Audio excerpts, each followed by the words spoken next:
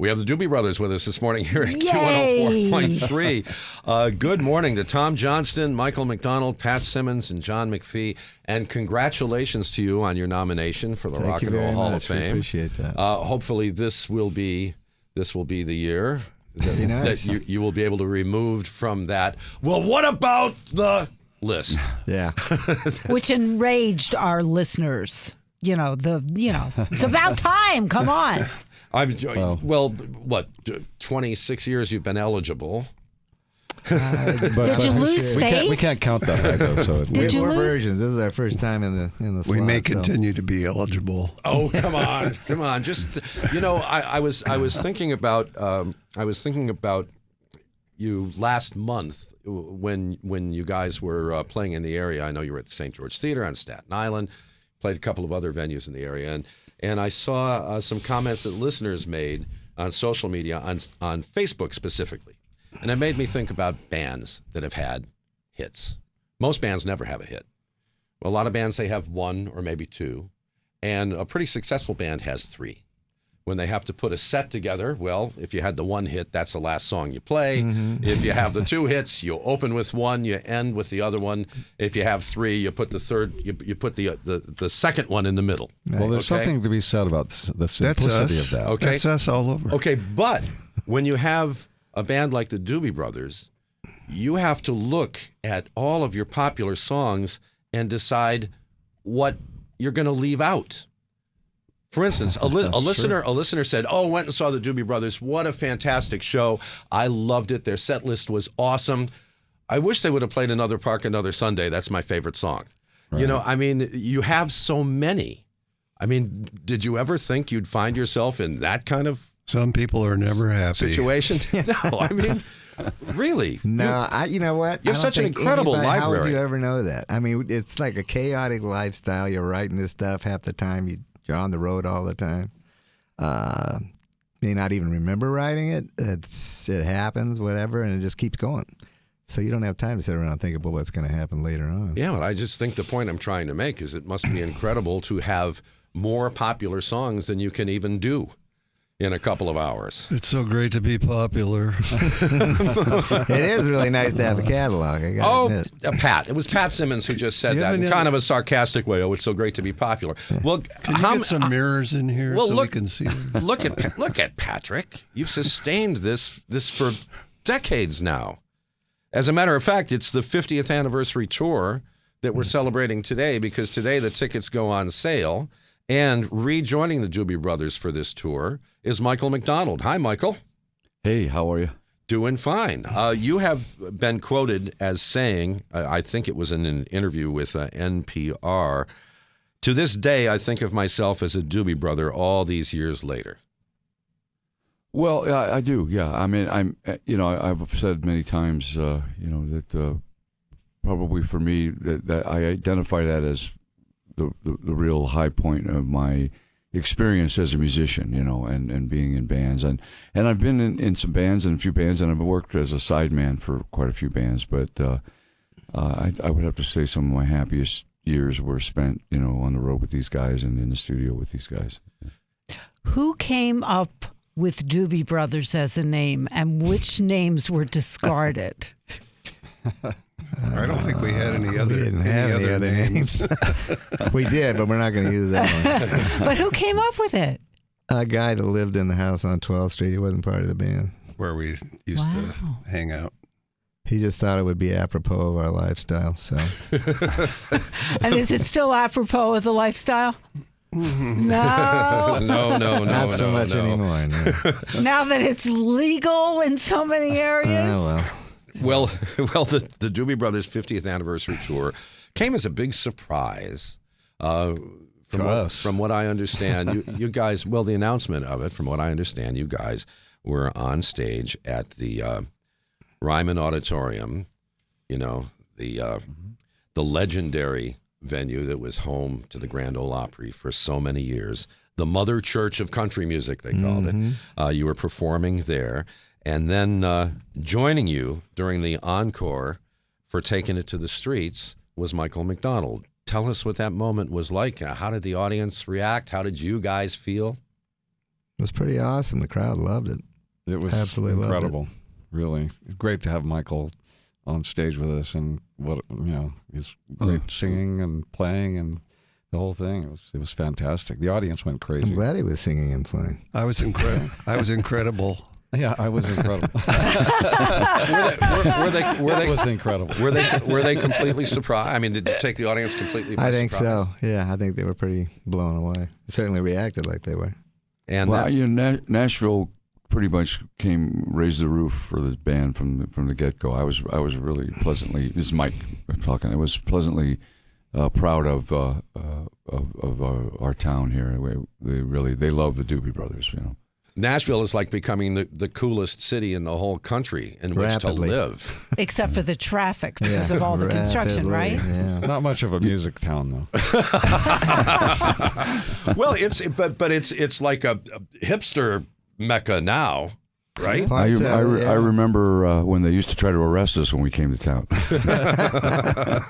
And now, well, they love you. And in our area for this 50th anniversary tour, there are going to be shows at the PNC Bank Arts Center. That's June 29th. And then June 30th on Long Island at the Northwell Health at Jones Beach Theater. And tickets go on sale today.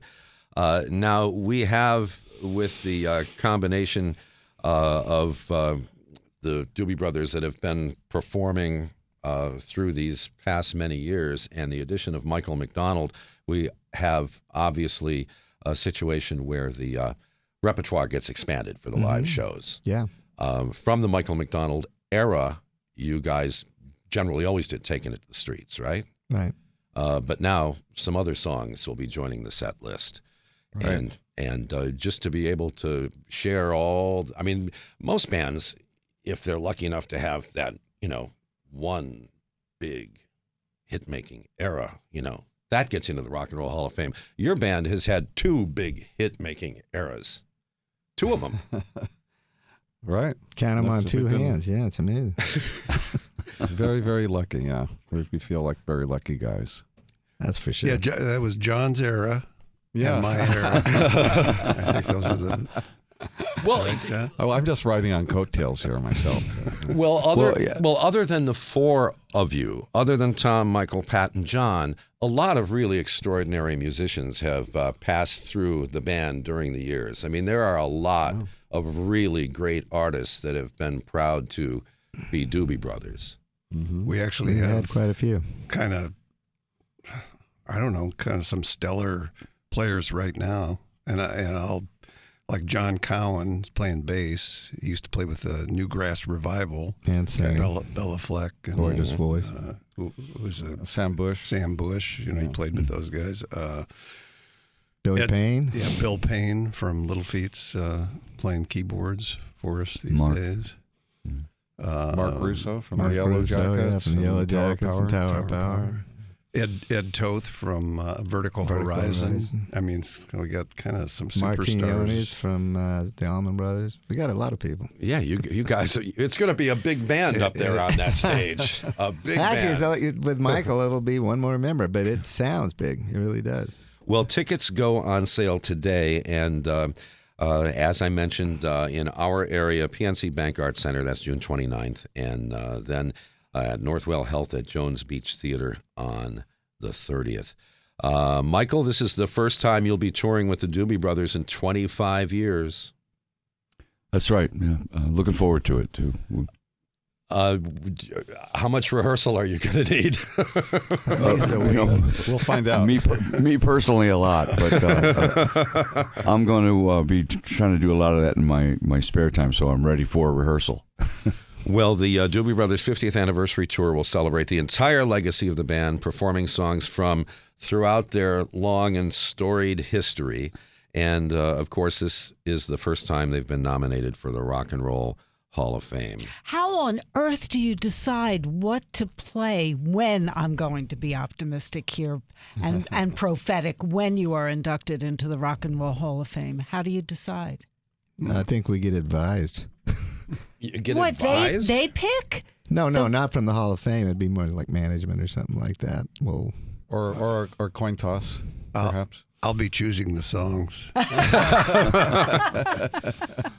Patrick, in I think it was 1975 when you were first on my show here in New York City. We had a contest where listeners won lunch with the Doobie Brothers. Oh my God! And there was a lunch in a little kind of divey bar and restaurant around the corner from what was then the ABC building. Restaurant was called the Channel 7, and we had about 10 listeners who came by. And you and the members of the band, I remember Jeff Baxter was with you at the time, and Keith had lunch with these listeners and posed for photos. Nobody, had phones in those days, real cameras with real lenses, and you guys were just wonderful. The listeners who won that contest, they were so excited to meet some real honest-to-goodness rock and roll stars who were so down-to-earth and friendly, and I've never forgotten how nice you guys were. I didn't remember that until you just brought it up, because we were talking earlier. Yeah, and it's a long time ago.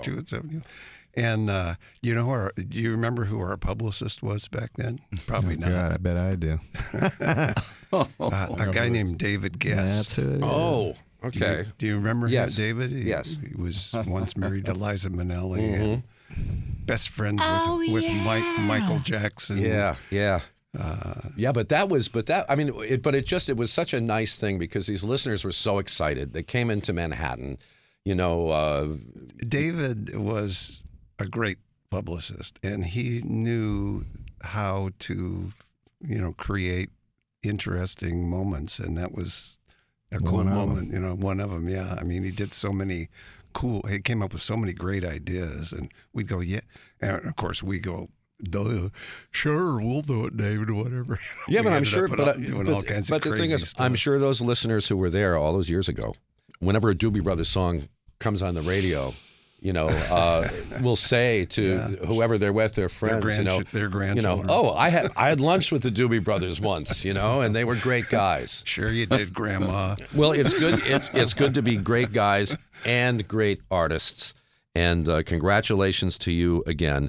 The 2020 tour begins June 9th in West Palm Beach, Florida, and it ends October 17th in Memphis. And remember, 2 dates in June, the 29th and 30th, PNC Bank Art Center and Northwell Health at Jones Beach Theater. Tom, Michael, Pat, John, thank you so much for joining us. Are you kicking us out of here? Yes. In a word.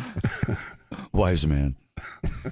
Hey guys, thanks for watching. Make sure to subscribe for more videos from your favorite artist. And while you're here, check out these other videos.